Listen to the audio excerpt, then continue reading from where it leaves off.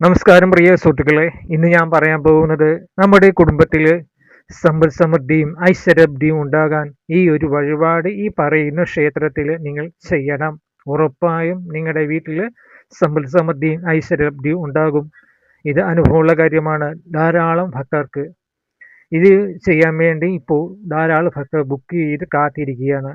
ഈ ക്ഷേത്രത്തിൽ പോയി നിങ്ങൾ ഈ പറഞ്ഞ വഴിപാട് നിങ്ങൾ ചെയ്യണം.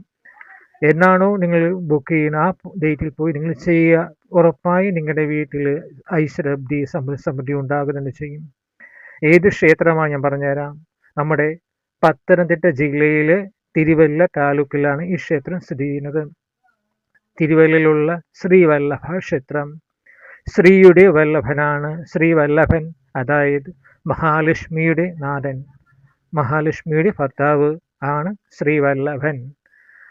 അത് ഇവിടുത്തെ രണ്ട് പ്രതിഷ്ഠകളുണ്ട്. പടിഞ്ഞാറ് ദർശനമായി കുടികൊള്ളുന്ന അഷ്ടബാഹുക്കളോട് കൂടിയ ശ്രീ സുദർശനമൂർത്തിയുടെയും, ഇത് ശസ്ത്രസംഹാരത്തിന് ഏറ്റവും ഫലവത്തായ ഒരു ക്ഷേത്രമാണ് ഈ ഇവിടുത്തെ സുദർശനമൂർത്തി.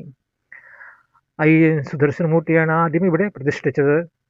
അതിനുശേഷം 2000 വർഷങ്ങൾക്ക് ശേഷമാണ് ശ്രീവല്ലഭമൂർത്തിയെയും പ്രതിഷ്ഠ നടത്തിയത്.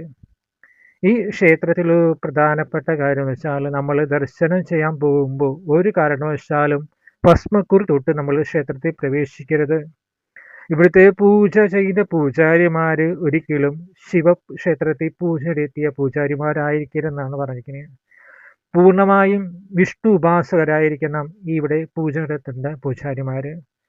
അതുകൊണ്ട് അവർ വളരെയധികം നിർക്കഷിച്ചാണ് ഇവിടെ പൂജകളൊക്കെ നടത്തുന്നത്. ഭാരതത്തിലെ 108 തിരുപ്പതികളിൽ ഒന്നായ 4000 വർഷങ്ങൾക്ക് പഴക്കമുള്ള ഈ ക്ഷേത്രം തിരുവല്ലയിലാണ് സ്ഥിതി ചെയ്യുന്നത്. തിരുവല്ലയിൽ നിന്ന് മാവേലിക്കരയ്ക്ക് പോകുന്ന വഴിയിൽ രാമപുരം മാർക്കറ്റിൽ നിന്നും ഒരു 1/2 കിലോമീറ്റർ തെക്കായിട്ടാണ് ഈ ക്ഷേത്രം സ്ഥിതി ചെയ്യുന്നത്. അപ്പോൾ നിങ്ങൾ തിരുവല്ലയിൽ നിന്നും മാവേലിക്കരയ്ക്ക് പോകുന്ന റൂട്ടിൽ രാമപുരം മാർക്കറ്റിൽ നിന്ന് 1/2 കിലോമീറ്റർ മാറി ആണ് ഈ ക്ഷേത്രം സ്ഥിതി ചെയ്ത്. പോകാൻ ആഗ്രഹിക്കുന്നവർ ചെല്ലുക. അപ്പോൾ ഈ പറയുന്ന ക്ഷേത്രത്തിൽ എന്ത് വഴിപാടാണ് നടത്തേണ്ടതെന്ന് ഞാൻ പറഞ്ഞുതരാം. പാള നമസ്കാരമാണ് നടത്തേണ്ടത്. നമ്മുടെ കുടുംബത്തിൽ സമ്പൽ സമൃദ്ധിയും ഐശ്വര്യലബ്ധിയും ഉണ്ടാകാൻ ഇവിടെ നടത്തേണ്ട വഴിപാടാണ് പാള നമസ്കാരം. പാള നമസ്കാരം ഈ ഒരു ക്ഷേത്രത്തിൽ മാത്രമേ നടത്തിയിട്ടുള്ളൂ. വർഷങ്ങളായി വളരെ വളരെ വർഷങ്ങളായി പഴക്കമേറിയ ഒരു വഴിപാടാണ് ഇവിടെ ഈ പാള നമസ്കാരം. മൂർത്തി പൂജയ്ക്ക് ശേഷം ഉച്ചപൂജയ്ക്ക് 11:30 നിവേദ്യം ശ്രീകോവിനുള്ളിൽ എഴുന്നള്ളിച്ച് കഴിയുമ്പോൾ കീഴ്ശാന്തി വേദാന്തന്മാരെ വിളിക്കുന്നു. പൂവും ചന്ദനവും തീർത്ഥവുമെടുത്ത് അവർ കിഴക്കേ മണ്ഡപത്തിൽ നമസ്കാരത്തിന് തിരിക്കുന്ന ബ്രാഹ്മണന്റെ കാൽ കഴുകിച്ച്, അവിടെ ഒരു ബ്രാഹ്മണൻ ഉണ്ടാവും, അവിടെ ചെല്ലുമ്പോൾ ആ ബ്രാഹ്മണന്റെ കാൽ കഴുകിച്ച് പൂവും ചന്ദനവും നൽകുന്നു. വിഷുസേനന്റെ വടക്ക് വശത്തുള്ള ശാലയിൽ ആവണി പാലയിട്ട് ആ ബ്രാഹ്മണനെ ഇരുത്തി കൗമുകിൻ പാളയിൽ ചോറ്, ഉപ്പുമാങ്ങ, ഇഞ്ചി തൈര്, തൃപ്പുളി, എരിശ്ശേരി, പരിപ്പ്, വറുത്ത ഉപ്പേരി, മെഴുക്ക് പുരട്ടി, വെള്ള വഴുതനങ്ങയാണെങ്കിലും ചേനയോ കൊണ്ടുള്ള മെഴുക്ക് പുരട്ടി, ഇത്രയും നിവേദ്യങ്ങൾ നൽകി നമസ്കാരം തുടങ്ങും. അതിനുശേഷമാണ് ഭഗവാന് നിവേദ്യ പൂജ ഇവിടെ ചെയ്യുന്നത്. പാദ നമസ്കാരത്തിന് ശേഷം ആ ബ്രാഹ്മണനെ കിഴക്കേ മണ്ഡപത്തിലിരുത്തി ദക്ഷിണ നൽകുന്നു. ഇത് വളരെ പണ്ട് കാലം മുതൽ ചെയ്തു വരുന്ന സമ്പ്രദായമാണ്. ശങ്കരമംഗലത്ത് മനയിലെ ദ്വാദശി ഊണിനെത്തിയ ഒരു ബ്രഹ്മചാരിക്ക് ശങ്കരമംഗലത്തമ്മ പാളയിലായിരുന്നു അന്ന് ആഹാരം വിളമ്പിയത്. ആ സമയത്ത് ലക്ഷ്മി ദേവി ഗൃഹസ്ഥാശ്രമം വേഷം ധരിച്ച് ഇവിടെ വന്ന് തൃപ്പുളി വിളമ്പി എന്നാണ് വിശ്വാസം.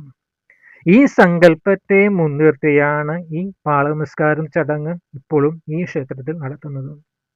ഇത് കുടുംബത്തിൽ സമ്പൽ സമൃദ്ധിയും ഐശ്വര്യലബ്ധിയും നമുക്ക് ലഭിക്കുമെന്ന് ഭക്തജനങ്ങൾ പൂർണ്ണമായും വിശ്വസിച്ച് ചെയ്യുന്ന ഒരു വഴിപാടാണിത്. മാസങ്ങൾക്ക് മുമ്പേ തന്നെ ഇത് നമ്മൾ വഴിപാട് നടത്താൻ ബുക്ക് ചെയ്യണം. ഇപ്പോൾ ഭക്തജനങ്ങൾ ഈ വഴിപാട് നടത്താൻ ഭയങ്കര തിരക്കാണ്. അപ്പോൾ നിങ്ങൾ കഴിയുന്നതും ഇവിടെ പോയി ഈ വഴിപാട് ബുക്ക് ചെയ്യുക. ആ ബുക്ക് ചെയ്യുന്ന സമയത്ത് നിങ്ങൾ പോയി നിങ്ങൾ നേരിട്ട് പോയി നടത്തണം, കണ്ടു തൊഴണം. ശ്രീവല്ലഭമൂർത്തിയും സുദർശനമൂർത്തിയും പ്രാർത്ഥിക്കണം. സുദർശനമൂർത്തിയുടെ വിഭൂതിയാണ്, അതായത് ഭസ്മമാണ് അവിടുത്തെ പ്രധാന. ആ ഭസ്മം ശസ്ത്രദോഷം, ഭയം, രോഗപീഠ, ഭൂത പ്രേത ദോഷങ്ങൾ ഇവയ്ക്കെല്ലാം ഏറ്റവും അത്യുത്തമമാണ് ആ ഭസ്മം. പക്ഷെ ഭസ്മം നമ്മൾ ക്ഷേത്രത്തിന് പുറത്തു പോയി മാത്രമേ ധരിക്കാൻ പാടുള്ളൂ. ഒരിക്കലും ക്ഷേത്രത്തിൽ ഉള്ളിൽ പ്രവേശിക്കുമ്പോൾ ഭസ്മം ധരിക്കരുതെന്ന് നേരത്തെ ഞാൻ പറഞ്ഞു. ഇത് ഇവിടെ സാധിക്കില്ല. ഇത് പൂർണ്ണമായും വിഷ്ണു ഉപാസക ക്ഷേത്രമാണ്. അപ്പോൾ വിഷ്ണു ഉപാസക ക്ഷേത്രത്തിൽ ശിവഭക്തരായ ഉള്ളവർ ഭസ്മം ധരിച്ച് ഒരിക്കലും കയറരുത്. അപ്പോൾ നിങ്ങൾ ഈ പറഞ്ഞ വഴിപാട് ഭക്തിപൂർവം മനഃശുദ്ധിയുടെ നിഷ്കളങ്കമായ ഭക്തിയോടെ ഭഗവാന് സമർപ്പിക്കുക. പാള നമസ്കാരം ഒരിക്കലും മറക്കല്ല്.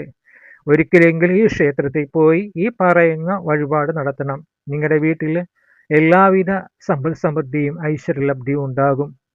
ശ്രീവല്ലഭന്റെ അനുഗ്രഹത്താൽ നിങ്ങൾക്ക് എല്ലാവർക്കും എല്ലാവിധ സമ്പൽ സമൃദ്ധിയും ഐശ്വര്യവും ഉണ്ടാകട്ടെ എന്ന് ആത്മാർത്ഥമായി ഞാൻ പ്രാർത്ഥിക്കുന്നു.